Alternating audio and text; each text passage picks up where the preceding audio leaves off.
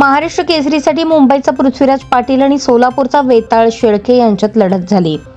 त्यात वेताळ शेळके याने 7 गुणांनी पृथ्वीराज पाटील याचा पराभव करत मानाची 66व्या महाराष्ट्र केसरीची गदा पटकावली। अंतिम लढतीतील पहिल्याच हाफमध्ये वेताळ शेळकेने 5 गुण घेत आघाडी घेतली, तर पृथ्वीराज पाटील याला 1च गुण घेता आला। त्यानंतर वेताळ शेळकेने आणखी 2 गुण घेत 7 गुणांची आघाडी घेतली। कर्जत येथे महाराष्ट्र कुस्तीगीर परिषदेच्या वतीने महाराष्ट्र केसरी कुस्ती स्पर्धा आयोजित करण्यात आली होती। आमदार रोहित पवार स्पर्धेचे संयोजक होते।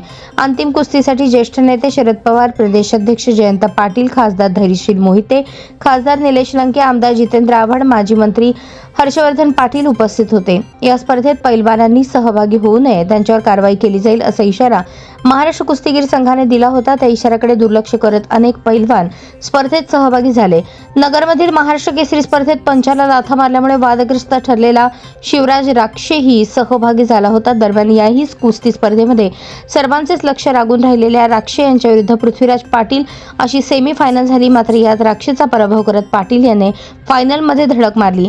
फायनलमध्ये पाटील याच्या विरुद्ध सोलापूरचे शेळके यांच्यात सामना झाला। या सामन्यात शेळके यांनी पाटील यांना मात देत महाराष्ट्र केसरी होण्याचा मान पटकावला।